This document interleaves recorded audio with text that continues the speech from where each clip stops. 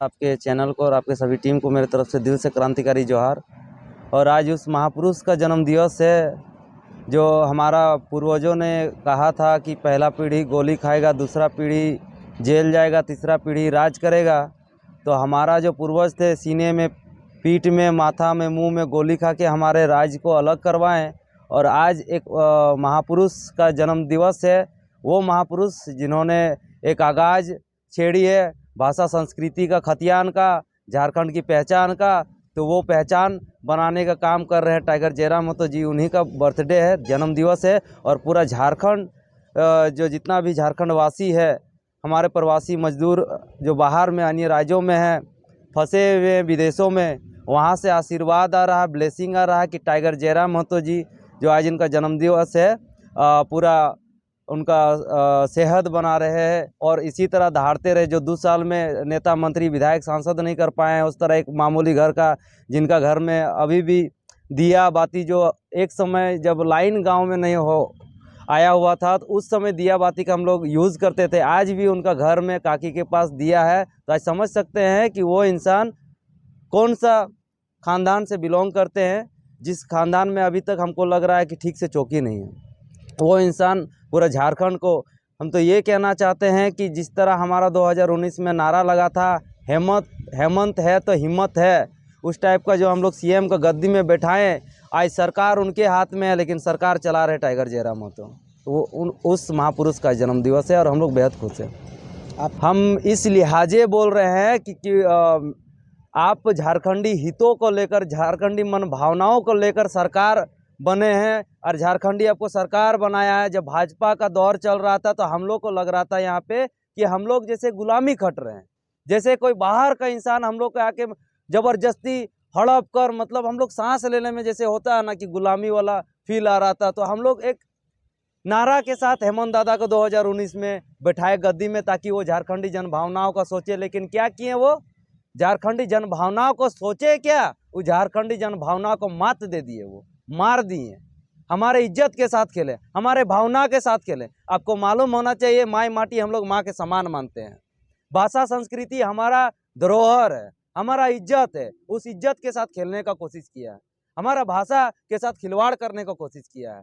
जिस भाषा से हम लोगों ने हमारे शोषण खाए हैं, जिस भाषा से हमारा पूर्वज गाली लाठी खाया है, हमारी नाबालिग बचिया बलात्कार का शिकार हुई है, उस भाषा को यहाँ पे झारखंड प्रदेश में घुसाने का काम किया है। उस सरकार से हम क्या ही कहना चाहते हैं। और उस बीच में टाइगर जयराम महतो, ना एक वार्ड है, ना मुखिया है, ना सरपंच है, ना जिला परिषद है, उनका सिग्नेचर का कोई वैल्यू नहीं है। और मुआवजा के साथ साथ आज नौकरियां दिला दिया। 300 वेतनता इलेक्ट्रो स्टील देख लीजिए, 15 लाख। आज कोई नेता मंत्री नहीं कर पाया। अगर वो अंदर में कोई इलेक्ट्रो स्टील के अंदर में बैठता है, मतलब मरता है, तो 15 लाख और एक परमानेंट नौकरी, ये है टाइगर जयराम महतो। इसलिए बोलते हैं कि आज सरकार, आप लोग सिर्फ एक प्रकार से प्लांट और आउटसोर्सिंग कंपनियों पर फोकस किए हुए, प्रखंड मुख्यालय की ज्वलन समस्या जो है, अंचल कार्यालय की जो ज्वलन समस्या है, इस पर कभी आप लोग वक्तव्य जारी नहीं करते? देखिए दादा, हम लोग कभी खुद से कहीं नहीं गए, हम लोग कभी भी खुद से कहीं नहीं गए। जहाँ प्रॉब्लम हुआ है, जहाँ से आवाज आया है, जहाँ से कॉल आया है, जहाँ से पुकारा गया, हम लोग वहाँ गए। बाकी हर जगह से सर्वे चल रहा है। हमारा एक टीम है जो जमीनी स्तर से काम कर रहे हैं, जो जमीन का नॉलेज रखते हैं, जो आईटी सेल का नॉलेज रखते हैं, वो सब काम कर रहे हैं। लेकिन हम लोग सबसे पहला फोकस किए हैं कि जब हम लोग का आंदोलन उग्र हुआ, जब हम लोग का आंदोलन धीरे धीरे सक्सेस होते गया, तो धीरे धीरे समस्या बढ़ती गई। मतलब समस्या तो शुरू से था, लेकिन समस्या को बाहर आते गए। हम लोग उस समस्या को हल करने, निदान करने हर जगह पहुंचे, जहाँ सड़क का मामला हो या फैक्ट्री का मामला हो। और आपको मालूम होना चाहिए, आउटसोर्सिंग का आप बात बोल रहे हैं, तो कंपनियां हम लोग को सबसे ज्यादा लूटे, नेता मंत्री तो बाद में, कि नेता मंत्री को खरीदने वाला कंपनी है, हमारा शहीद पूर्वज को मारने वाला कंपनी है। इसीलिए अगर धाबा बोलना तो कंपनी, माय समान माटी को हम लोग देते भी है, और अपना एक नौकरी के लिए 10,000 8,000 नौकरी के लिए धरना भी करना पड़ता है। गठन को 24 साल होने चले, इस 24 सालों में जल जंगल जमीन की बात करते आए, लेकिन अभी भी झारखंड जमीन को अपना तलाश रही है, क्या कहना चाहते हैं? जी बिल्कुल, आप जिस तरह नेता मंत्री जल जंगल जमीन का बात करके झारखंड प्रदेश को चलाने का कोशिश किया, 23 साल हो गया। 23 साल हर, कम से कम अनेकों अनेकों पार्टी सत्ता में आए, गद्दा संभाले, और यही जल जंगल जमीन का बात करके जल जंगल जमीन को लूटने का काम किया गया है। आप एक बात बताइए ना सर, जल जंगल जमीन किनका है? आदिवासियों का है, जनजातियों का है, उन्हीं का संरक्षक से जल जंगल जमीन बचा था। आज क्या हो गया? आज आपका वन विभाग को मिल गया। वन विभाग को क्यों दिया गया था? कि भाई वनों को रक्षा करने के लिए, लेकिन सबसे ज्यादा कटाई वहीं हो रहा है, कोई कानून नहीं है। फ्लैगशिप वादे जो हैं एक प्रकार से सरकार ने जो चुनावी घोषणा पत्र में जारी किए थे वो अभी तो इम्प्लीमेंट नहीं हो पाया, पूरा नहीं हो पाया। सिंपल सी दादा, आपका चैनल के माध्यम से एक बहुत बेहतरीन बात और बहुत सोचने वाली बात बोल रहे हैं, जो हम बोकारो रिपोर्ट्स का चैनल को हम उस समय बोले थे जब कैबिनेट में पास किए थे 1932 हेमंत सरकार।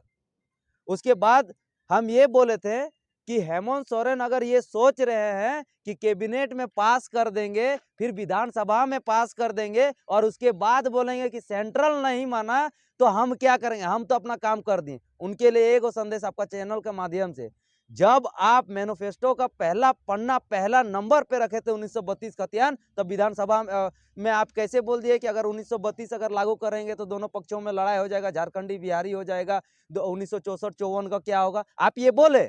उसके बाद क्या हुआ? जब भाषा यहाँ पे लगाया गया तब यहाँ पे उग्र आंदोलन होता है, जनता रोड पे आती है, माँ बहनें रोड पे आती है, एक बहुत बड़ा आंदोलन होता है। मजबूरन उनको 8 महीना के दरमियान इतना बृहद आंदोलन होता है कि उनको कैबिनेट में पास करना पड़ा। उसके बाद विधानसभा में, और वही चीज हुआ, वो यही बोले कि सेंट्रल नहीं माना तो हम क्या करेंगे। ए दादा, आप क्रांतिकारी का बेटा है, झारखंड अलग राज करने में आपका पापा शिबू सोरेन का एक हाथ है। जब जनता आपको झुका सकी, आप भी एक सीएम है, क्रांतिकारी का बेटा है, दिल्ली में धरना देते हैं, प्रधानमंत्री आवास घेराव करते हैं, जिस तरह हम लोगों ने आपका विधानसभा घेराव किया, आप करते दिल्ली में, आजीवन रहते सीएम, आजीवन रहते सीएम। लेकिन जो इंसान बोलेगा रिजल्ट आउट हो जाने पे 1 करोड़ जुर्माना रहेगा, उन इंसान से क्या ही सोच सकते हैं। एक प्रकार से ये भी बातें सामने आ रही है कि आप लोग फॉरवर्ड और बैकवर्ड की राजनीति कर रहे हैं। आप लोग जो स्वर्ण वर्ग हैं इसको एक प्रकार से नजरअंदाज करते एक चल बात बताए दादा, इलेक्ट्रो स्टील में अगर 15 को केस आया होगा डेथ वाला, और ऐसे तो अनगिनत नौकरी वाला, उसमें अनेकों प्रकार के जाति थे। और साबड़ा के है नरेश शर्मा, और एक और है राकेश शर्मा, भूमिहार जाति से आते हैं वो, ठीक है।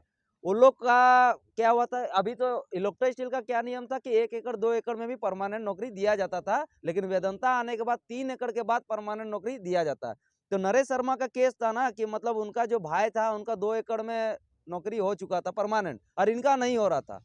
वो इंसान को पता कॉन्टेक्चुअल में मिल रहा था, वो इंसान मेरे पास आया, हमारे दादा हम साथ है और हर समय साथ रहे हैं, वो इंसान अभी भी साथ है, और अभी अभी जो नौकरी हुआ ना उसमें उनका नौकरी होगा। भाषाई कैसे आंदोलन हम लोग जनरल का सोन का हम लोग बात नहीं करते हैं? हम लोग हमेशा बात करते हैं झारखंडी का। हाँ, हम उनका खिलाफ रहेंगे, मतलब रोड में चलने का बात आएगा तब आपको मतलब दाल नहीं गलेगा, आप यहाँ नहीं आएगा, लेकिन जब खिचड़ी बन के खाने का बात आएगा तब जाति का बात करेंगे।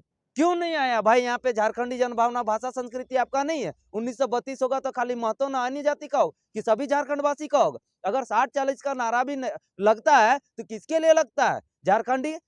आप एक बात बताइए, हेमंत सोरेन जी अभी जो निकाले, वो बोलते हैं आदिवासी का सरकार है या आदिवासी के हितों के बारे में सोचते हैं। ये जो पुलिस का वैकेंसी लाए हैं, 16 जिला में ओबीसी नहीं है, 8 जिला में जनरल नहीं है, आदिवासी है तो ओपन भारत करके रख दिए हैं, तो गया का आदिवासी झारखंड का आदिवासी को खाएगा कि नहीं? ये भाषाई जातिवादी आंदोलन तो ये लोग कर रहे हैं। भाषाई आंदोलन का जो विरोध पनपा था वो चंदनकरी से पनपा था। एक प्रकार से भोजपुरी मगहिया रंगिका का जो विरोध हुआ था वो इसकी शुरुआत चंदनकरी से हुई थी।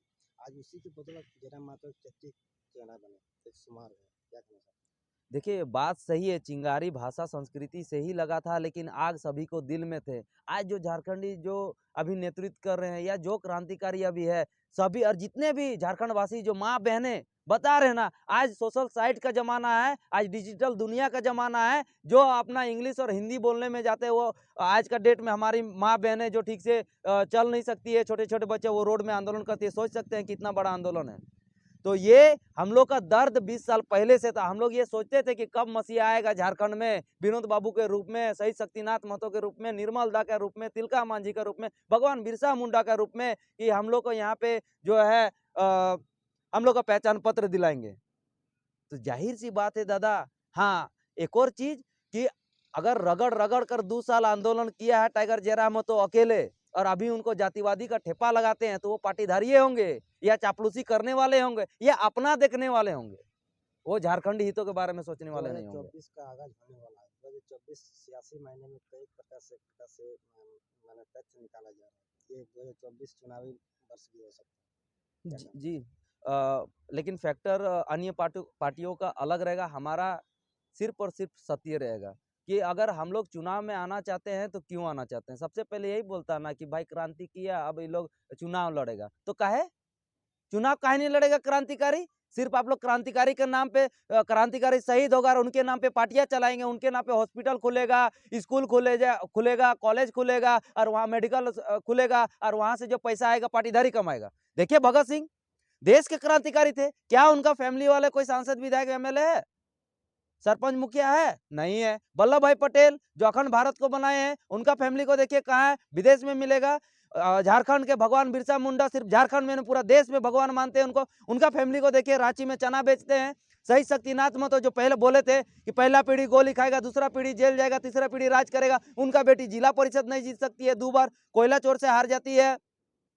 और जिनका अभी पार हुआ जयंती शहीद निर्मल महतो, वो कहे थे कि सवाल बनकर फिर उठूंगा, बन पड़े तो जवाब रखना, मेरा खून बेकार ना जाए, मेरा खून का हिसाब रखना। एक जीता जाता जिंदा इंसान वो बोला था कि सवाल बनकर फिर उठूंगा, मतलब जिंदा है, वो जान रहा था कि हमको शहीदी होने वाले, मेरा मौत होने वाला, सवाल बनकर फिर उठूंगा, बन पड़े तो जवाब रखना। टाइगर जेरा महतो आ गए उनके रूप में, 2 साल से जवाब मांग रहे हैं, कोई जवाब नहीं दे पा रहा है। और उसके सवाल बनकर फिर उठूंगा, बन पड़े तो जवाब रखना, मेरा खून बेकार ना जाए, मेरा खून का हिसाब रखना। क्रांतिकारी उनका खून का हिसाब लेने हम लोग आए हैं।